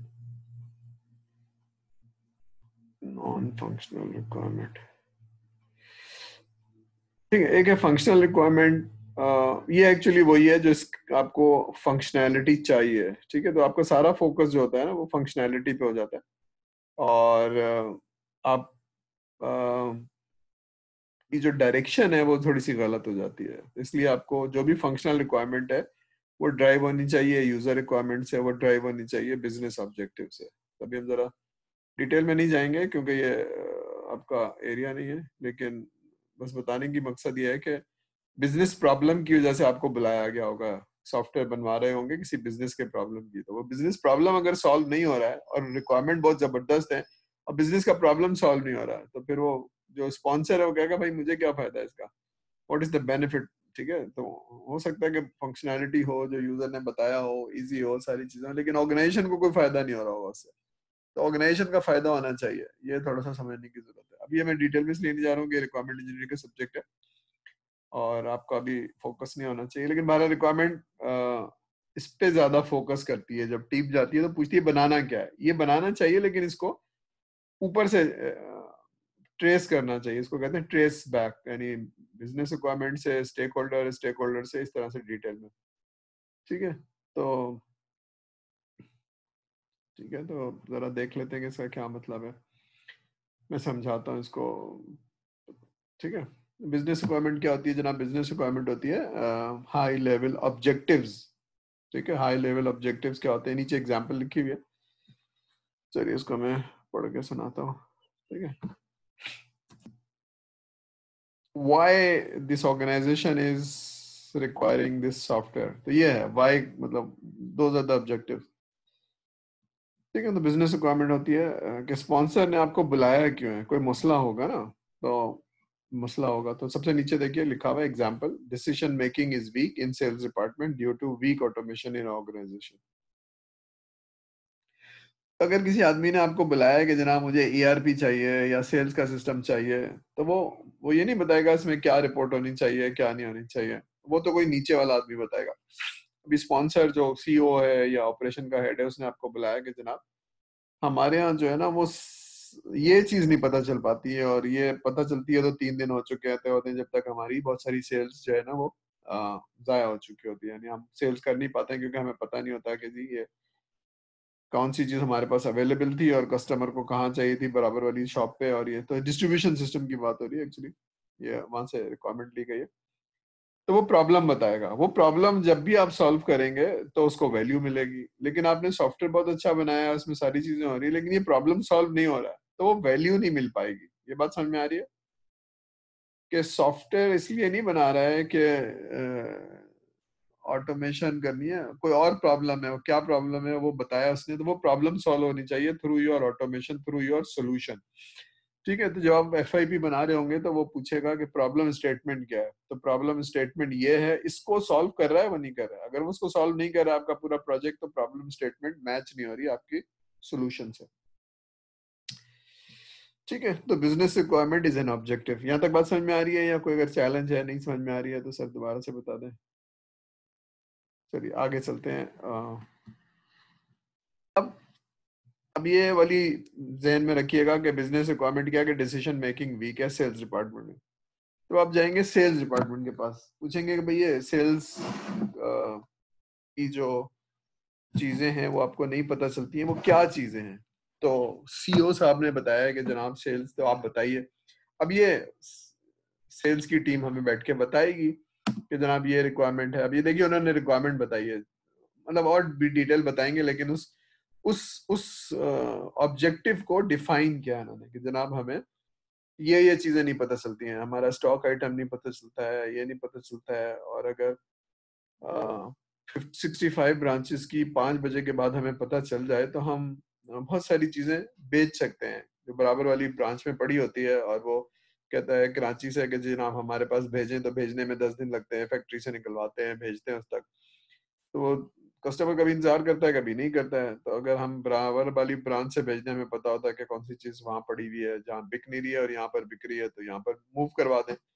तो ये है, मतलब इस डिटेल में नहीं जा रहा हूँ, लेकिन सिर्फ समझाने का मतलब ये है कि ऊपर की प्रॉब्लम पता चली, प्रॉब्लम को मजीद डिटेल लिया तो स्टेक होल्डर रिक्वायरमेंट हुई। अब इसकी स्टॉक आइटम कैसे मेंटेन करेंगे, कैश डिपॉजिट कैसे मेंटेन करेंगे, इसके लिए सॉफ्टवेयर चाहिए सेंट्रलाइज। ये है आखिरी चीज, फंक्शनल रिक्वायरमेंट। समझ में आ रही है? ऊपर से नीचे, नीचे से और नीचे, मोर डिटेल।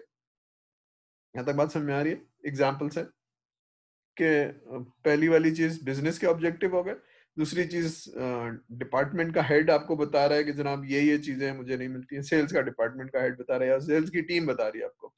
फिर आप जाएंगे जो लोग एंटर करते हैं ब्रांच पे और सारी चीजें, ये वाली चीज फंक्शनल रिक्वायरमेंट, क्या सॉफ्टवेयर में होना क्या चाहिए, what functionalities what capabilities are required. यहाँ तक बात समझ में आ रही है? हम खाली फंक्शनल पे नहीं जाते हैं बल्कि टॉप से आ रहे होते हैं, ट्रेस कर रहे होते हैं रिक्वायरमेंट को। ट्रेसिंग का वर्ड सुना है किसी ने? रिक्वायरमेंट को ट्रेस करते हुए आते हैं, या ये दिख रही है रिक्वायरमेंट की ट्रेसिंग, पहले बिजनेस ऑब्जेक्टिव, उसके बाद मिडिल टीयर से पूछा, फिर आखिरी वाली टीयर से पूछ रहे हैं कि जनाब चाहिए क्या सॉफ्टवेयर के अंदर। ये बात समझ में आ रही है? रिक्वायरमेंट ट्रेसिंग का वर्ड सुना है किसी ने? Requirement tracing, anybody? No sir. No sir. अच्छा चलिए, मैं बताता हूँ उसको, लेकिन ध्यान में रहे क्योंकि जब आप आगे वाली क्लास में जाएंगे तो ये वर्ड यूज होगा। रिक्वायरमेंट ट्रेसिंग क्या चीज होती है, ये बात समझ में आ रही है कि सॉफ्टवेयर के अंदर जो भी कुछ चीज चाहिए दैट इज फंक्शनल रिक्वायरमेंट। यानी सॉफ्टवेयर के अंदर जो स्क्रीन चाहिए, जो रिपोर्ट चाहिए, these are all functionality, these are all capabilities required, these are called functional requirement. यानी अगर आप एलएमएस यूज करते हैं, अपनी यूजर आईडी से लॉग इन करते हैं, तो एक फंक्शन क्या है कि जनाब मुझे कोर्सेज नजर आए, एक फंक्शनैलिटी है कि जनाब मुझे असाइनमेंट नजर आए, एक फंक्शनैलिटी है कि जनाब मुझे अपने नंबर्स नजर आए, एक फंक्शनैलिटी है कि मुझे जो स्क्रीन मेरी फाइनेंशियल स्टेटस है, फीस पे की यानी कि ये सारे अलग अलग फंक्शनैलिटी है। फीस का पे करना अलग, रिजल्ट का पे करना अलग, क्लासरूम का लॉग इन करना अलग। ये तीन अलग अलग फंक्शनैलिटी हैं जो नजर आनी चाहिए या जो मुझे मिलनी चाहिए। These are the capabilities as student required. इसी तरह से कुछ फंक्शनैलिटी जो सिर्फ टीचर को चाहिए होगी, ठीक है, तो टीचर की फंक्शनैलिटी अलग है, स्टूडेंट की फंक्शनैलिटी अलग है। इसी तरह से एचओडी की या मैनेजमेंट की फंक्शनैलिटी या नीड कुछ और होगी। तो ये सारी वो चीजें हैं जो उस सॉफ्टवेयर के अंदर होनी चाहिए। ये सबसे आखिरी वाली चीज है, फंक्शनल रिक्वायरमेंट। बात समझ में आ रही है? फंक्शनल रिक्वायरमेंट,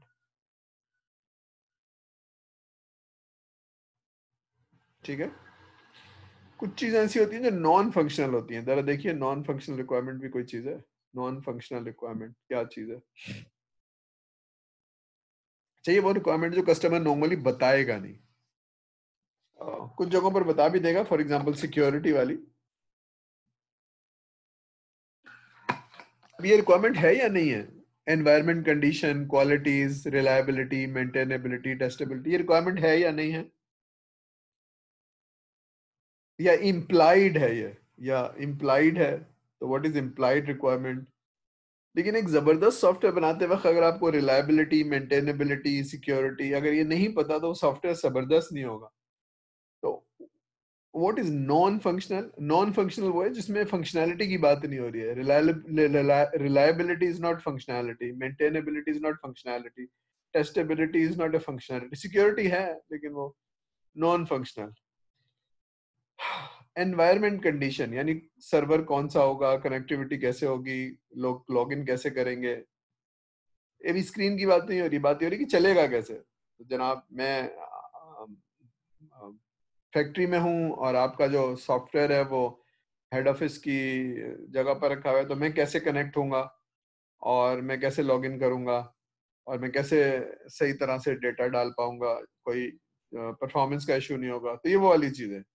अगर ये नहीं पता होगा तो सिस्टम चलेगा कैसे, ठीक है ना। तो कंप्यूटर, आदमी, ट्रेनिंग, कनेक्टिविटी, ये सब चाहिए। तो these are called environment condition.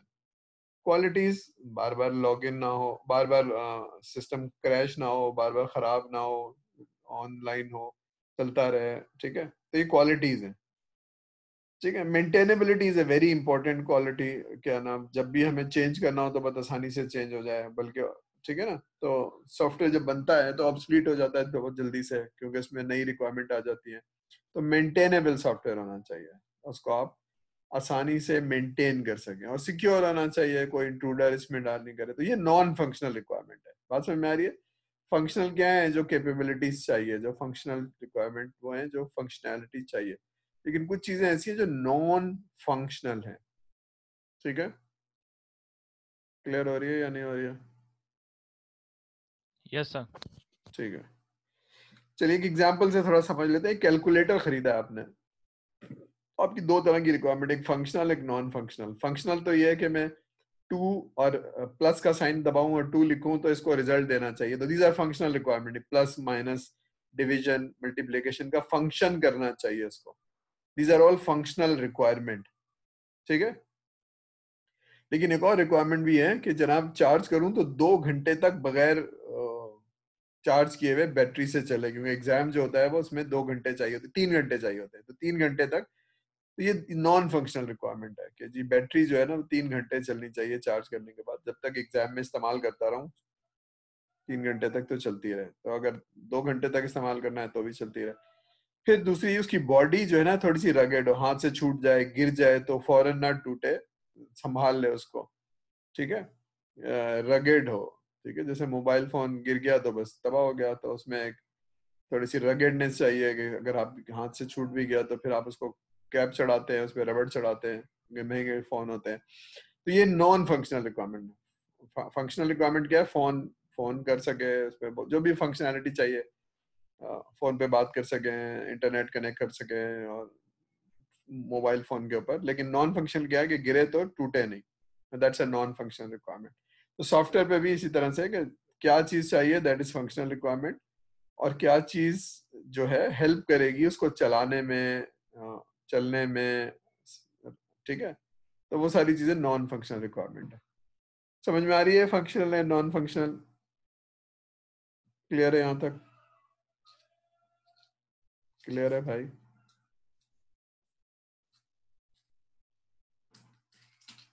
Clear है? चलिए, तो मैं थोड़ा सा पीछे जा रहा हूँ। सवाल है कि ट्रेसेबिलिटी का वर्ड, अच्छा मैं बहुत डिटेल में नहीं जाऊंगा, क्योंकि क्योंकि हम रिक्वायरमेंट इंजीनियरिंग नहीं पढ़ रहे, लेकिन हम सॉफ्टवेयर इंजीनियरिंग पढ़ रहे हैं। लेकिन क्योंकि ये मेरा एरिया है तो मैं बहुत जगहों पर डिटेल में चला जाऊंगा, तो मुझे खुद रुकना पड़ता है कि भाई ये डिटेल में नहीं जाना है। चलिए, तो ट्रेसेबिलिटी क्या होती है? ट्रेसेबिलिटी ये होती है कि ये ट्रेसेबिलिटी है वर्टिकल ट्रेसेबिलिटी। है वर्टिकल का क्या मतलब है? ऊपर से नीचे, नीचे से फिर और नीचे। तो ये जो रिक्वायरमेंट हम ले रहे हैं कि सिस्टम में क्या होना चाहिए, क्या नहीं होना चाहिए, कितने स्क्रीन होने चाहिए, जैसे एलएमएस की बात हुई कि हमने कहा कि जनाब स्टूडेंट्स को 3 तरह की रिक्वायरमेंट चाहिए।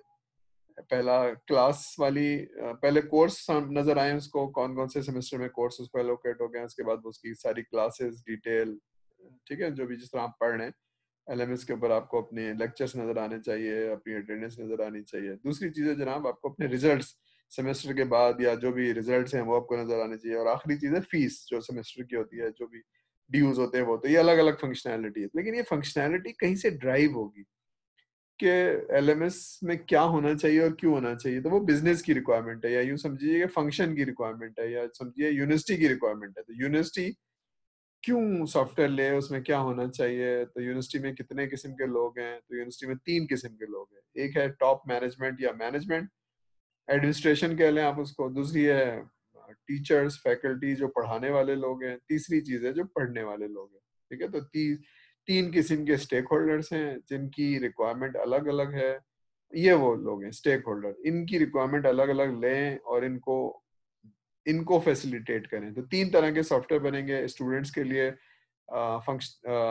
फैकल्टी के लिए और एडमिनिस्ट्रेशन के लिए। तो ये फंक्शनैलिटी में क्या क्या होना चाहिए? ये ट्रेस बैक होनी चाहिए बिजनेस से, ट्रेस बैक होनी चाहिए यूजर से, ट्रेस बैक होनी चाहिए बिजनेस से। क्योंकि अगर आपने ऐसी फंक्शनैलिटी दी जिसका बिजनेस से कोई ताल्लुक नहीं है तो कोई फायदा नहीं है इसका।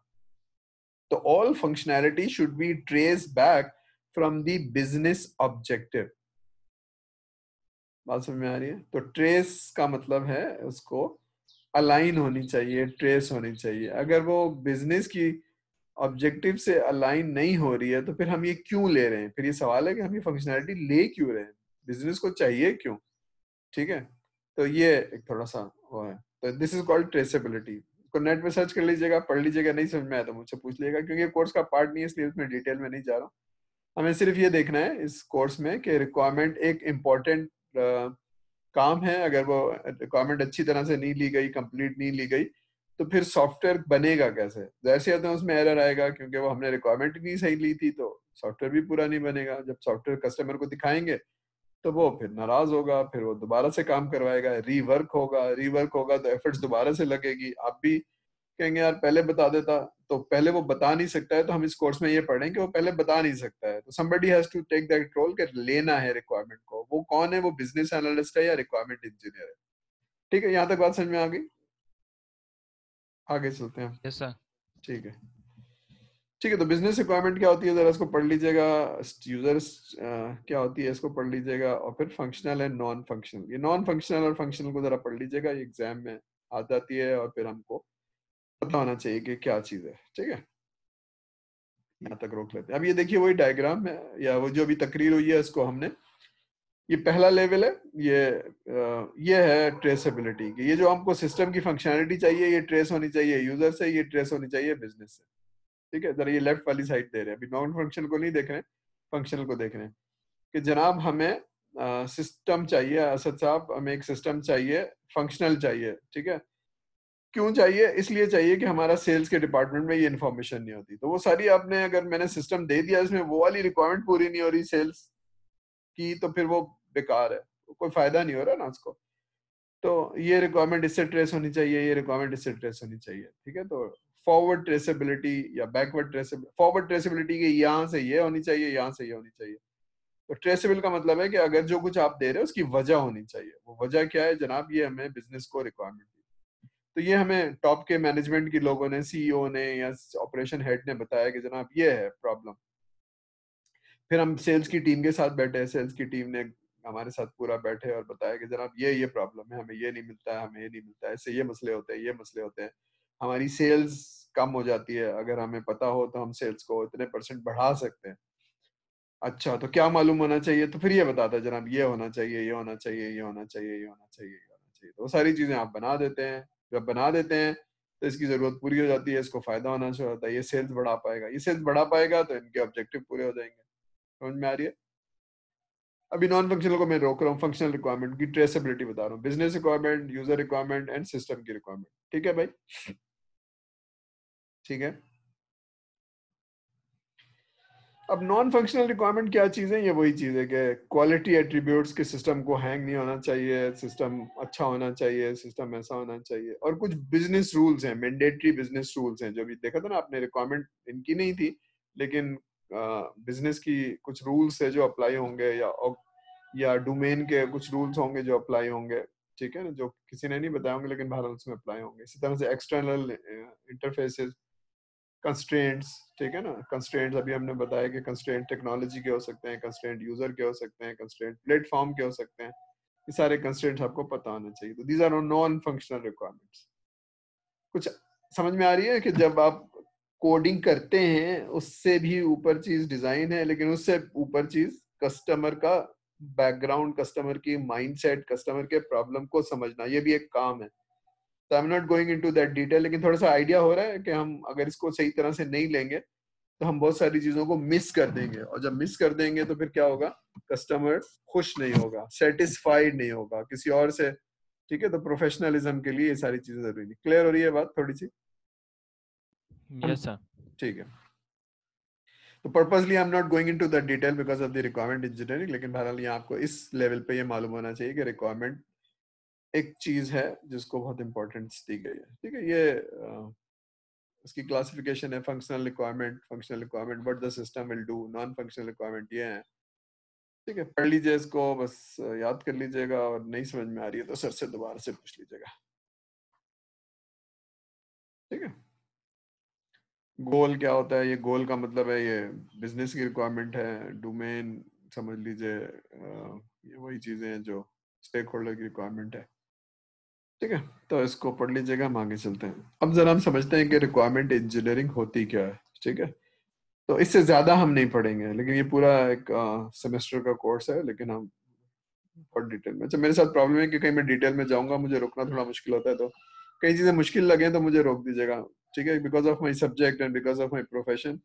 तो मैं ना चाहते हुए भी जरा डिटेल में चला जाता हूँ, फिर मैं सोचता हूँ कि नहीं है, मुझे रिक्वायरमेंट इंजीनियरिंग नहीं पढ़ा रहा हूँ मैं, तो मुझे रुकना पड़ता है। ठीक है, तो जहां आपको कहीं लगे कि सर इस वाले सब्जेक्ट पे मुझे जरा रोक दीजिएगा, तो हम कोशिश करेंगे कि इस पे ज्यादा आगे ना जाए। ठीक है, रिक्वायरमेंट इंजीनियरिंग है क्या? अब जिस तरह सॉफ्टवेयर इंजीनियरिंग है, रिक्वायरमेंट डिजाइन, डेवलपमेंट, टेस्टिंग, तो रिक्वायरमेंट का भी एक पूरा फेज है। रिक्वायरमेंट को लेना, डेवलप करना और मैनेज करना, ये भी एक बहुत बड़ा फेज है इस टीम है। इसमें स्पेशलाइजेशन होती है, इसमें पीएचडी होती है। ठीक है, तो हम उस डिटेल में नहीं जा रहे, लेकिन जरा समझ रहे हैं कि ये क्यों इंपॉर्टेंट है और इतनी कितनी डेप्थ है। ठीक है, तो हम कोडिंग नहीं पढ़ रहे हैं, हम डेटाबेस नहीं पढ़ रहे हैं, हम ये सीख रहे हैं कि जनाब अगर ये ऐसा ना किया तो क्या हो सकता है। अगर ऐसा ना किया, अगर हमने इलिस्ट्रेशन, एनालिसिस, स्पेसिफिकेशन, वैलिडेशन इस तरह से नहीं की, तो प्रोबेबिलिटी ये है कि हम अच्छी तरह से कस्टमर की रिक्वायरमेंट को समझ नहीं पाएंगे। और जब समझ नहीं पाएंगे तो ये ऐसा एक दर्जी है ना, जो आप कस्टमर को समझ ही नहीं पाया कि कौन सी रिक्वायरमेंट है उसकी, तो फिर जब सूट बन के आएगा तो जाहिर सी बात है वैसा नहीं होगा जैसे कस्टमर ने समझाया था। ठीक है, तो समझना जरूरी है, और खासतौर पे इनटेंजिबल, एक टेंजिबल नहीं है, ये इनटेंजिबल है, उसकी कॉम्प्लेक्सिटी, उसकी डेप्थ और ये सारी चीजें। ठीक है, तो विद दैट बैकग्राउंड रिक्वायरमेंट को हम दो पार्ट में तोड़े, एक है रिक्वायरमेंट डेवलपमेंट, ये वाला फेज है, इसमें आप रिक्वायरमेंट ले रहे हैं, समझ रहे हैं और डॉक्यूमेंट कर रहे हैं। फिर जो रेड वाला पार्ट है, ये वो वाला पार्ट है जिसमें डिजाइन, डेवलपमेंट एंड टेस्टिंग हो रही है। इसमें आपको रिक्वायरमेंट को क्रीप नहीं होने देना है, बढ़ने नहीं देना है, चेंज नहीं होने देना है, तो कैसे मैनेज करेंगे, ठीक है। तो पहला वाला पार्ट क्या है, इलिस्ट्रेशन। इलिस्ट्रेशन पहले, आज से 20-25 साल पहले यहाँ वर्ड यूज होता था किताबों में भी और पढ़ाने में भी, कि जनाब गैदरिंग करो। गैदरिंग का मतलब है कोई चीज वहां पड़ी हुई है, उसको आप उठा के ले आए रिक्वायरमेंट और फिर उसका सॉफ्टवेयर बना दें, ठीक है। तो जो हमने पहला वाला मेथड पढ़ा था, जिसमें आप रिक्वायरमेंट लेते हैं और बना लेते हैं, ठीक है ना, बिल्ट एंड कोड वाला, तो उसमें यही होता था। लेकिन अब क्या है कि नहीं जी, रिक्वायरमेंट को इलिस्ट्रेट करो। इलिस्ट्रेट का मतलब है कस्टमर बता नहीं पाएगा, उसको बिजनेस की नॉलेज तो पता है लेकिन उसको टेक्नोलॉजी नहीं पता है, तो वो बता नहीं पाएगा कितनी डिटेल में बताना है, कैसे बताना है। तो आपको ढूंढ के निकालनी पड़ेगी, सवाल करने पड़ेंगे, डॉक्यूमेंट करने पड़ेंगे, मॉडल बनाने पड़ेंगे, depending on the complexity of the system. System आसान है तो कोई मसला नहीं, लेकिन जितना कॉम्प्लेक्स सिस्टम होगा, एक केमिकल का इन्वेंट्री सिस्टम बनाना है तो this will be probably very complex. Chemical कब एक्सपायर होते हैं, केमिकल कितने खतरनाक होते हैं, कहाँ रखने चाहिए, कितने नहीं रखने चाहिए, तो ये सारे जो सिस्टम बनाएंगे तो इट्स वेरी कॉम्प्लेक्स। उसको पता है लेकिन बहुत सारी चीजें वो खुद मिस कर जाएगा, तो उससे रिक्वायरमेंट लेना, डॉक्यूमेंट करना और डेवलपमेंट टीम को बताना, ये काम है, ठीक है। तो इलिसिटेशन कहते हैं इसको। इलिसिटेशन का मतलब डिग इन करना, ढूंढ के निकालना। तो इलिसिटेशन का मतलब देख लीजिएगा डिक्शनरी में। फिर कुछ चीजें ऐसी हैं जो आपको एनालाइज करनी होंगी, या तो आपको समझनी होंगी या फिर आप कस्टमर से पूछ पूछ के एनालाइज करते जाएंगे, ठीक है ना। तो दोनों सूरतों में आपका समझना जरूरी है। कस्टमर नहीं समझा रहा तब भी आपने सवाल करना जरूरी है, कस्टमर समझा रहा है, आपकी समझ में नहीं आ रहा तब भी आपको एनालाइज करना, डायग्राम बनाना जरूरी है, क्योंकि आपकी समझ में आएगा तो फिर आप उसको लिख पाएंगे और रिक्वायरमेंट दे पाएंगे डेवलपमेंट टीम को, ठीक है। तो होता क्या है, इलिस्ट्रेशन करते हैं, एनालिसिस करते हैं, फिर तीसरी चीज है स्पेसिफिकेशन। वो आप डॉक्यूमेंट बना लेते हैं, जिसको एसआरएस कहते हैं।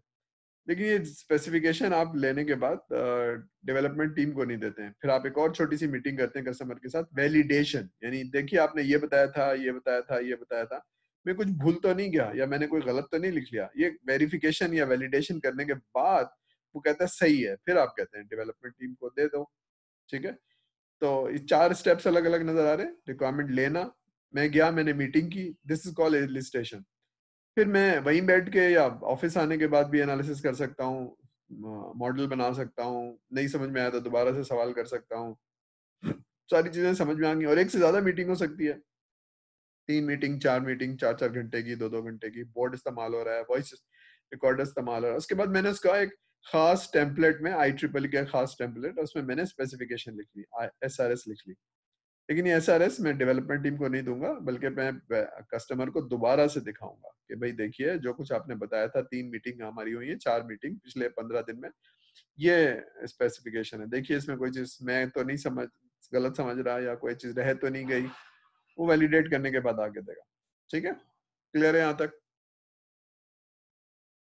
Yes sir. चलिए, तो इसको यहीं तक रखें या आगे चलें? अगर समझ में आ रहा है तो हम आगे चल रहे हैं, लेकिन अगर थोड़ा सा मुश्किल हो गया तो यहीं रोक लेते हैं और फिर हम नेक्स्ट लेक्चर में कर लेंगे। तो व्हाट आर द सजेशंस, आगे चलें या इसको रोक लिया जाए? क्लास क्या कह रही है भाई? सर डाइजेस्ट काफी आज के लिए। आज के लिए काफी है। चलिए, तो आज के लिए काफी, तो थोड़ा सा इसको यहीं रोक लेते हैं, वीडियो को भी रोक लेते हैं और